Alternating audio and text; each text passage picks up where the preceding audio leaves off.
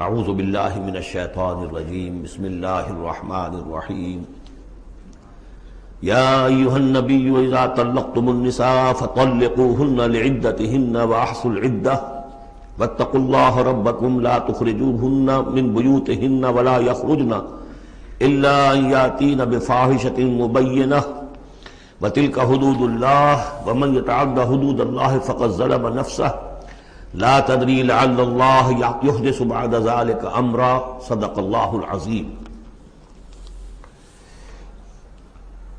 میں نے کسی موقع پر یہ عرض کیا تھا کہ قرآن مجید میں یہ مکی اور مدنی صورتوں کا جو مزاج ہے، اس میں جو ایک فرق ہے، اس کی تاثیرات میں جو فرق ہے، واقعہ یہ ہے کہ وہ اس دورہ قرآن ہی میں سمجھ میں آتی ہے، ورنہ آدمی جب پڑھتا ہے تھوڑا تھوڑا کرتا ہوا پڑھتا ہے تو وہ ساری چیزیں اس تیزی کے ساتھ، اس سیکوینس کے ساتھ سامنے نہیں آتی۔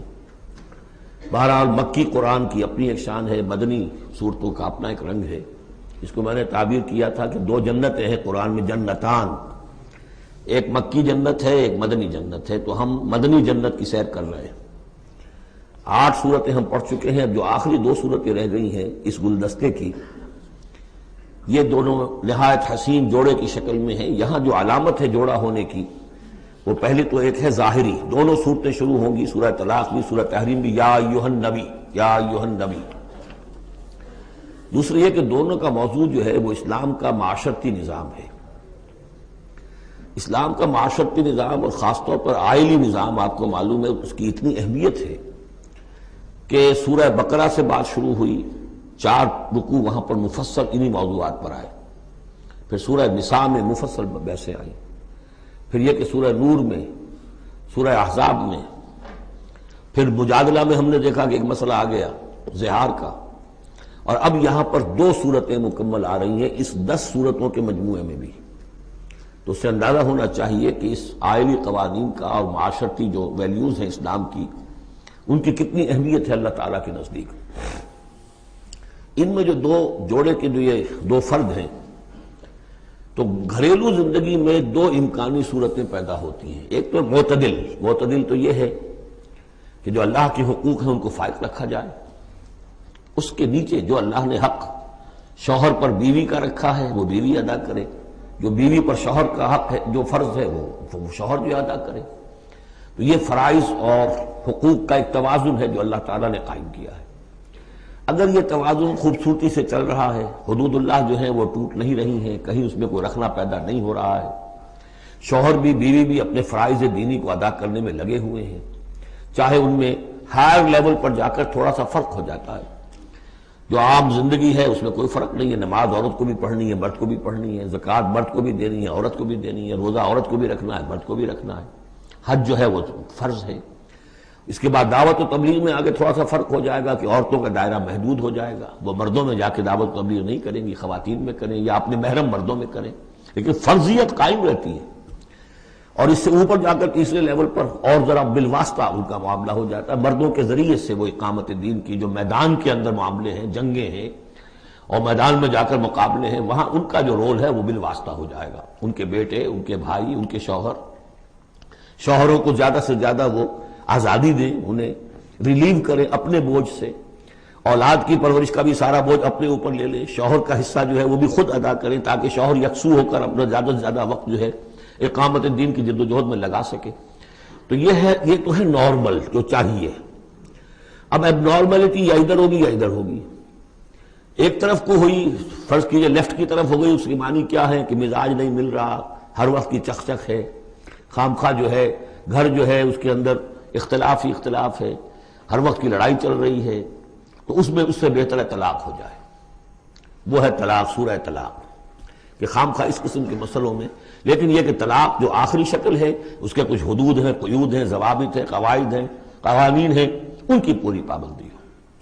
جیسا کہ سورہ نساء میں ہم دیکھ چکے ہیں کہ اگر وہ علیحدہ ہو جائیں تو اللہ دونوں کو غنی کر دے گا، اس کو بھی اور اس کو بھی، اس کے لیے بھی کوئی بہتر، شوہر کے لیے بہتر کوئی بیوی عطا کر دے گا اور اس بیوی کو کوئی شوہر بہتر عطا کر دے گا۔ ایک دوسری انتہا یہ ہوتی ہے کہ شوہر اپنی بیویوں کی اتنی دلجوئی کرے، اتنی ان کی جو ہے پیمپرنگ جس کو کہتے ہیں کرے، کہ اس میں حدود اللہ بھی ختم ہو جائیں، شریعت کے تقاضے بھی ختم ہو جائیں، شریعت کے احکام بھی کہیں جو ہیں پامال ہو جائیں۔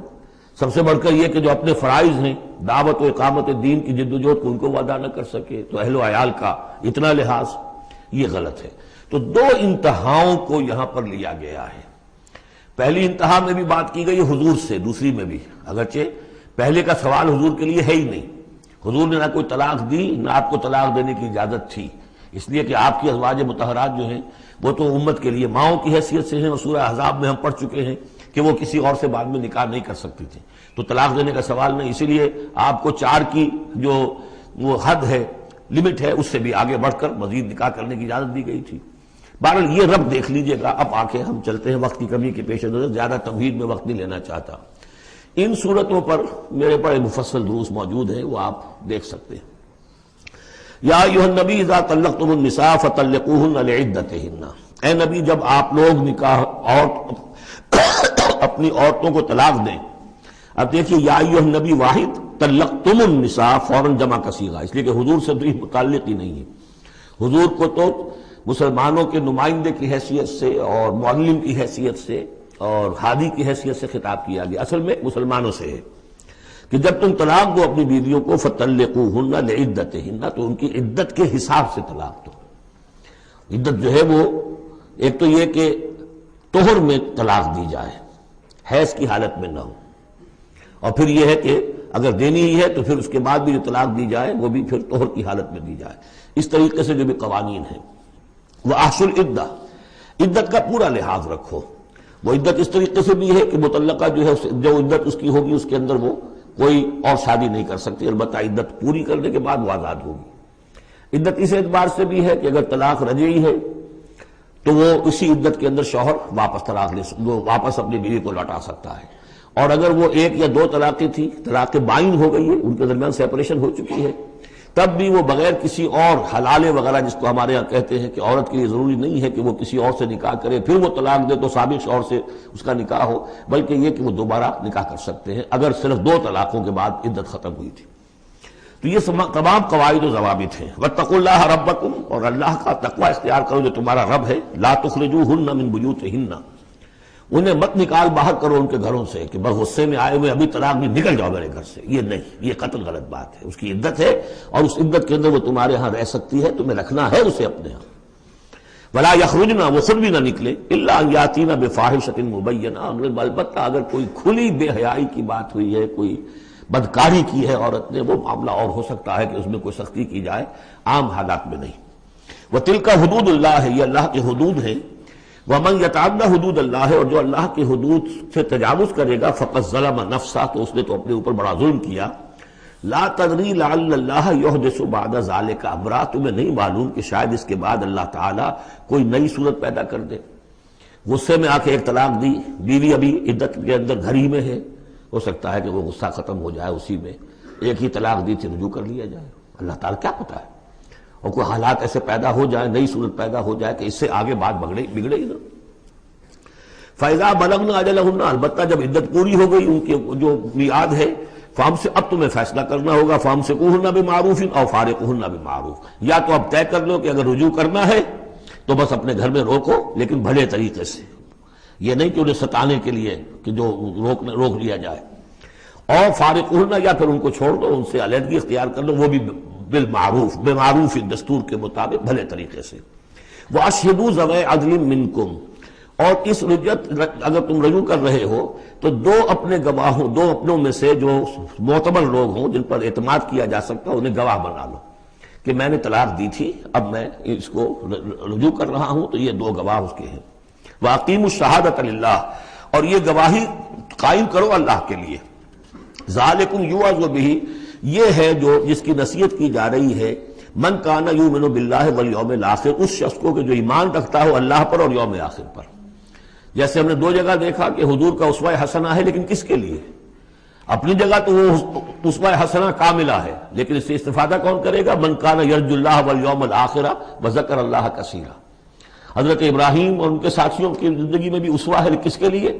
من کان یرجو اللہ والیوم الآخر۔ اسی طرح یہاں فرمایا ذالک یوعظ بہ، یہ وعد اور نصیحت تو کی جا رہی ہے، لیکن کس کے لیے؟ من کان یؤمن باللہ والیوم الآخر، جو ایمان رکھتا ہو اللہ پر اور یوم آخر پر۔ اب اس کے بعد اس سورہ مبارکہ میں یہ بڑا عجیب مقام ہے اس اعتبار سے قرآن کا. عجیب کے معنی کیا ہے؟ دل لبھانے والا، حسین. یہاں اللہ کے تقوی کا جو مقام اور مرتبہ واضح کیا جا رہا ہے اللہ کی نگاہ میں، اگر واقعتاً حقیقی تقوی ہے، صحیح تقوی ہے، قلب کا تقوی ہے. جیسے کہ حضور فرماتے تھے اپنے دست مبارک سے 3 مرتبہ آپ نے اشارہ کیا اپنے سیرہ مبارک کی طرف، التقوی ہا ہونا، التقوی ہا ہونا، التقوی ہا. تقوی یہاں ہوتا ہے، دل میں تقوی ہے تو تقوی ہے. باقی لباس اور وضاقت یہ ساری متقیوں کسی بنا لی اور اندر کا معاملہ نہیں ہے تو یہ بہروپ ہے، یہ تقوی نہیں ہے. لیکن حقیقی تقوی ہو تو پھر اس کا کیا مقام ہے؟ اب دیکھیے پہلی بات آ رہی ہے، وَمَن يَتَّقِ اللَّهَ يَجْعَلْ لَهُ مَخْرَجًا. جو شخص اللہ کا تقوی اختیار کرے گا اللہ اس کے لیے راستہ پیدا کر دے گا. جہاں بالکل نظر نہیں آئے گا کہ کوئی راستہ، اللہ راستہ پیدا کر دے گا. بالکل نظر نہیں آ رہا تھا موسیٰ کے ساتھیوں کو کہ اب کیسے بچیں گے، پیچھے لشکر آگے، آگے سمندر ہے، اللہ نے راستہ پیدا کیا. خود حضرت ابو بکر کا جو حال ہو گیا تھا کہ حضور اگر انہوں نے ذرا بھی دیکھ لیا، نیچے اپنے قدموں کی طرف بھی نگاہ ڈالی تو ہم نظر آ جائیں گے. آپ نے فرمایا لا تحزن ان اللہ معنا، راستہ نکالتا اللہ. پھر حضور گئے طائف، لیکن وہاں سے خالی ہاتھ آئے. مدینے میں اللہ نے خود ہی کھڑکی کھول دی، 6 آدمی ایمان لے آئے. آپ گئے ہی نہیں اور وہاں انقلاب بھی آ گیا. عظیم. اس اعتبار سے اللہ مخرج پیدا کرتا ہے. تم صحیح طریقے پر چلتے رہو، تقوی اختیار کرو، صحیح راستے پر جد و جہد کرو. یہ کام اللہ پر چھوڑو. کب اسے منظور ہے اس کا کامیاب ہونا؟ جب ہوگا وہ راستہ ایسا کھول دے گا کہ تمہیں گمان بھی نہیں ہوگا. وَيَرْزُقْهُ مِنْ حَيْثُ لَا يَحْتَسِبُ، اور اسے رزق دے گا وہاں سے جہاں سے اسے گمان بھی نہیں ہوگا. اقامت دین کی جد و جہد ہو، غلبہ دین کی جد و جہد ہو، اپنے آپ کو ان صلاتی و نسکی و محیایا و مماتی اس کا فیصلہ کرنا ہو تو سب سے بڑی رکاوٹ آتی کھائیں گے کیا؟ تو اللہ تو کہتا ہے رازق میں ہوں. ہے ایمان اور یقین اس پر؟ کر کے دیکھو تو صحیح، اس پر اعتماد تو کرو. لیکن یہ کہ اس پر اعتماد کرنا، توکل، بڑی مشکل بات ہے. وہ تو جتنا ایمان ہوگا اتنا ہی اعتماد ہوگا، اور گہرا ایمان ہوگا گہرا اعتماد ہوگا. وَمَن يَتَّقِ اللَّهَ يَجْعَلْ لَهُ مَخْرَجًا وَيَرْزُقْهُ مِنْ حَيْثُ لَا يَحْتَسِبُ وَمَن يَتَوَكَّلْ عَلَى اللَّهِ فَهُوَ حَسْبُهُ. یہ تو ابھی تقوی والے کی بات ہے کہ وہ وہاں سے رزق دے گا جہاں سے اسے ملے گا بھی نہیں. اور جس نے اللہ پر توکل کر لیا تو وہ اس کے لیے بہت کافی ہو جائے گا. توکل کر کے تو دیکھو، حسبہ، وہ اس کے لیے کافی ہے. یہاں تک فرمایا ہے حدیث قدسی میں، حدیث میں، من کان فی حاجت اخیہ کان اللہ فی حاجتہ. اگر کوئی مسلمان اپنے کسی بھائی کی ضرورت پوری کرنے میں لگ رہا ہے، اپنا وقت صرف کر رہا ہے، اللہ اس کی ضرورت پوری کرنی شروع کر دیتا ہے.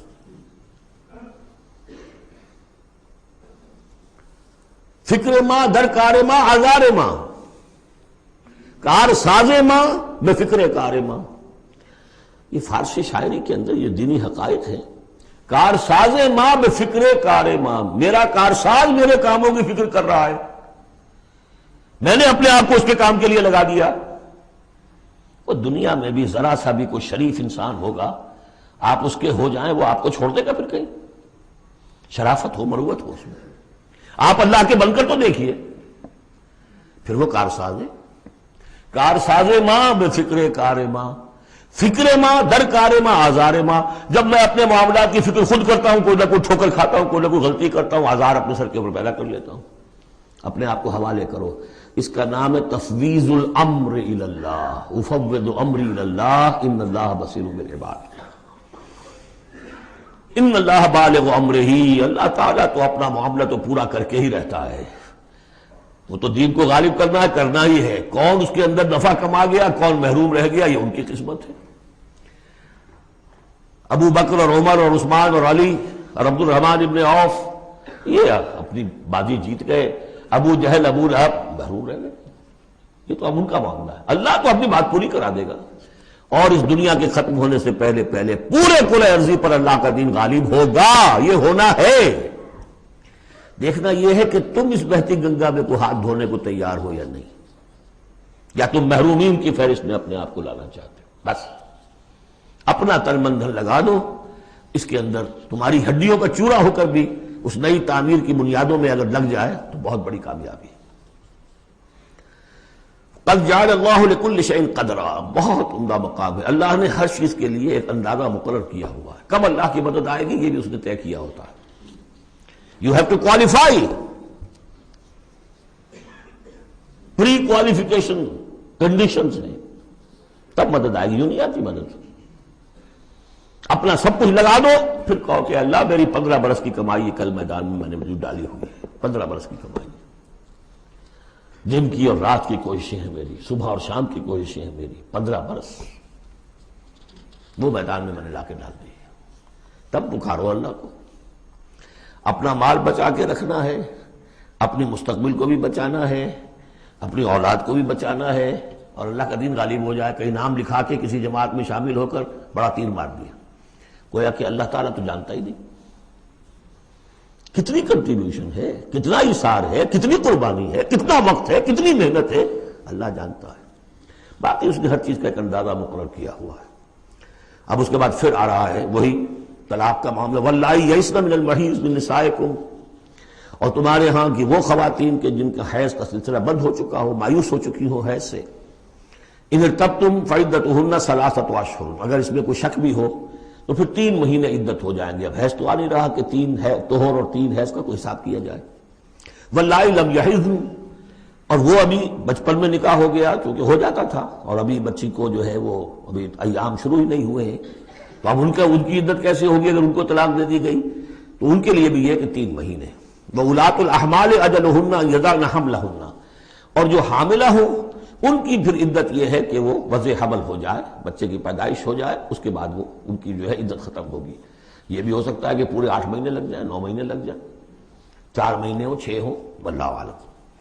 وَمَن يَتَّقِ اللَّهَ، پھر دیکھیے تقویٰ، وَمَن يَتَّقِ اللَّهَ يَجْعَل لَّهُ مِنْ أَمْرِهِ يُسْرًا، جو اللہ کا تقویٰ اختیار کرتا ہے اللہ اس کے کاموں میں آسانی پیدا کر دیتا ہے. فَسَنُيَسِّرُهُ لِلْيُسْرَىٰ، ذالک امر اللہ انزلہ الیکم، یہ اللہ کا حکم ہے جو اس نے نازل کر دیا ہے تمہاری طرف. اللہ یہ ذمہ داری لے رہا ہے اپنے اوپر. ومن یتق اللہ یکفر عنہ سیئاتہ، اور جو اللہ کا تقوی اختیار کرے گا اللہ تعالیٰ اس کی برائیوں کو، اب یہ آخرت کا معاملہ ہو رہا ہے، اس کی برائیوں کو، اس کے گناہوں کو اس کے نامہ اعمال سے دھو دے گا. ویعظم لہ اجرا، اور اس کے لیے بہت بڑا اجر اور ثواب ہے جو عطا کرے گا. اسکنوہن من حیث سکنتم من وجدکم، اب کسی عورت کو طلاق دی ہے، ایک طلاق دی ہے، عدت میں رکھنا ہے گھر میں، وہ پہلے آ چکا ہے، لیکن گھر میں ایسا نہ ہو کہ کسی ملازمہ کی کوٹڑی میں ڈال دو اس کو. اسکنوہن من حیث سکنتم، وہیں رکھو جہاں تم رہتے ہو. من وجدکم، جو بھی تمہاری جو مقدور ہے اس کے مطابق، اسی سٹیٹس کے ساتھ. ولا تضاروہن لتضیقوا علیہن، اور انہیں کوئی تکلیف نہ پہنچاؤ کہ ان پر تنگی کر دو کہ وہ خود ہی جلدی سے روانہ ہو جائیں، گھر چھوڑ کے نکلنے پہ مجبور ہو جائیں. وَإِن كُنَّ أُولَاتِ حَمْلٍ، اور اگر وہ حاملہ ہوں، فَأَنفِقُوا عَلَيْهِنَّ، تو اب ان کے اوپر خرچ کرو، ان کا دان نفقہ وہ تمہارے ذمے ہے. حَتَّى يَضَعْنَ حَمْلَهُنَّ، یہاں تک کہ پھر وہ واضح حمل سے فارغ ہو جائیں. فَإِنْ أَرْضَعْنَ لَكُمْ، پھر اگر وہ تمہارے لیے، تمہارے بچہ تو تمہارا ہے، اس کو اگر دودھ پلاتی ہیں، فَآتُوهُنَّ أُجُورَهُنَّ، تو انہیں ان کا اجر اور ان کا بدلہ عطا کرو. وَاعْتَمِرُوا بَيْنَكُمْ بِمَعْرُوفٍ، اور آپس میں مشورہ کر لیا کرو بڑے بھلے طریقے سے. اگر طلاق بھی ہو گئی کوئی بات نہیں، انسان تو ہے نا، انسانی سطح پر، اب شوہر بیوی نہیں رہے لیکن انسان تو ہے، انسانی سطح کے اوپر بات کر لی جائے. وَاعْتَمِرُوا بَيْنَكُمْ بِمَعْرُوفٍ وَإِن تَعَاثَرْتُمْ، اور اگر کہیں ایسی زدم زدہ ہو جائے کہ بیوی کہ میں تو دودھ نہیں پلاتی یا کوئی اور مسئلہ ہو، فَسَتُرْضِعُ لَهُ أُخْرَىٰ، تو پھر کوئی اور عورت جو ہے اس کو دودھ پلائے. لِيُنْفِقْ ذُو سَعَةٍ مِّن سَعَتِهِ، اب اس تمام معاملے میں جو بھی شوہر ہے وہ خرچ کرے، جو وسعت والا ہے وہ اپنی وسعت کے مطابق خرچ کرے، جو اس کا بھی سطح اللہ نے اسے دی ہے اس کے مطابق. وَمَنْ قُدِرَ عَلَيْهِ، اور جس کے اوپر اللہ تعالیٰ نے رزق کی کوئی تنگی رکھی ہے، ناپ تول کر دے رہا ہے، کوئی فراوانی نہیں ہے، تو فَلْيُنْفِقْ مِمَّا آتَاهُ اللَّهُ، تو وہ خرچ کرے اس میں سے جو اللہ نے اس کو دیا ہے. لَا يُكَلِّفُ اللَّهُ نَفْسًا إِلَّا مَا آتَاهَا، اللہ تعالیٰ کسی جان کو ذمہ دار نہیں بنائے گا مگر اسی حد تک جو کچھ کہ اس نے اسے دے رکھا ہے. کشادگی دی ہے تو اپنی اس بیوی جو ہے مطلقہ اس کے اوپر تم رکھو، کشادگی رکھو، تنگی ہے تو ٹھیک ہے اس حساب سے دو، اللہ تو جانتا ہے. سَيَجْعَلُ اللَّهُ بَعْدَ عُسْرٍ يُسْرًا، یقیناً اللہ تعالیٰ جو ہے اس کے لیے سختی کے بعد آسانی بھی پیدا کر دے گا. وَكَأَيٍّ مِّن قَرْيَةٍ أَتَتْ أَمْرَ رَبِّهَا، اور کتنی ہی بستیاں ایسی ہیں جنہوں نے اپنے رب کے حکم سے سرکشی کی، وَرُسُلِهِ، اور اپنے رسولوں سے سرتابی کی، ان کا کفر کیا. فحاسبناها حسابا شدیدا وعذبناها عذابا نکرا، تو ہم نے پھر ان سے محاسبہ کیا، ان کا بہت شدید محاسبہ، اور ہم نے ان پر آفت ڈالی اور عذاب بھیجا ان پر بہت بڑا عذاب۔ فذاقت وبال امرها، پھر ان بستیوں نے اپنے معاملے کی پوری سزا جو ہے بھگت لی۔ وکان عاقبت امرها خسرا، اور یقیناً جو ابھی عاقبت والا معاملہ آنے والا ہے، ان کے معاملے کا جو ابھی عاقبت ہے وہ تو پھر بڑے ہی ٹوٹے والا معاملہ ہے۔ اعد اللہ لہم عذابا شدیدا، اللہ تعالیٰ نے ان کے لیے بڑے شدید عذاب کو تیار کیا ہوا۔ فاتقوا اللہ یا اولی الالباب، تو اے ہوش مندو اللہ کا تقوی اختیار کرو، وہی تقوی جس کے اوپر 4 مختلف طور سے بات ہو چکی ہے۔ الذین آمنوا، اے وہ ہوش مندو جو ایمان بھی لے آئے ہو، اللہ کا تقوی اختیار کرو۔ قد انزل اللہ الیکم ذکرا، اللہ نے تمہاری طرف ذکر نازل کر دیا ہے۔ یہ آیت بڑی اہم ہے، ذکر کی آگے وضاحت آ رہی۔ ذکر سے مراد کیا ہے؟ رسولا یتلو علیکم آیات اللہ مبینات لیخرج الذین آمنوا وعملوا الصالحات من الظلمات الی النور، رسول کہ جو پڑھ رہا ہے آیات اللہ کی تم پر، تمہیں سنا رہا ہے، اور وہ آیات بینات ہیں تاکہ نکالے وہ تمہیں، ان لوگوں کو جو ایمان لائے اور جنہوں نے نیک عمل کیے، اندھیروں سے نور کی طرف۔ تو ذکرہ، قد انزلنا الیکم ذکرہ، اور ذکرہ کی وضاحت رسولا یتلو علیکم آیات اللہ مبینات، یہی بات پھر آگے جا کے سورہ بینہ میں آئے گی، ابھی صرف نوٹ کر لیجئے، پھر جا کر بات پوری واضح وہاں ہوگی۔ ومن یؤمن باللہ ویعمل صالحا یدخلہ جنات تجری من تحتہا الانہار خالدین فیہا ابدا، اور جو کوئی اللہ پر ایمان رکھتا ہے اور نیک عمل کرتا ہے، اور نیک عمل سے مراد ایمان کے جملہ تقاضے ہیں۔ اب نیک عمل جب مکے میں جب تک تھے حضور، نیک عمل کیا تھا؟ ابھی شراب بھی حرام نہیں ہے، جوا بھی حرام نہیں ہے، سود بھی حرام نہیں ہے، پہلے 10 برس نماز 5 گانا بھی نہیں ہے۔ اس وقت نیک عمل کا کیا مطلب ہے؟ اللہ پر ایمان اور اس کی دعوت، اور تکلیف آئے تو استقامت اور جھیلنا۔ نماز آئی تھی، رات کو کھڑے رہا کرو اللہ کے سامنے، اس وقت کا نیک عمل یہ تھا۔ اب جیسے جیسے آیا، مدینے میں آ گئے، اب جہاد ہے، قتال ہے، انفاق ہے، مال خرچ کرو، اب روزہ بھی فرض کیا گیا، اب نماز 5 گانا بھی جو ہے 2 سال پہلے ہو چکی ہے، اب تمہارے اوپر زکوٰۃ بھی ایک نصاب کے حساب سے آ گئی ہے، عشر بھی آ گیا ہے، اب یہ ہے۔ تو جس وقت دین کا جو تقاضا ہے وہ پورا کرنا، جملہ تقاضے، وہ عمل صالح ہے۔ ہمارا تصور یہ ہوتا ہے جہاں قرآن میں عمل صالح آیا، نماز، روزہ، ذکر، یہ اذکار، یہ ہمارے ذہن میں آتا ہے، ہم اس کو پڑھتے ہیں اپنے ذہن میں صرف ان چیزوں کے حوالے سے، جبکہ عمل، جدوجہد، محنت، وہ ہر جگہ جو حکم ہے، جس وقت کا حکم ہے۔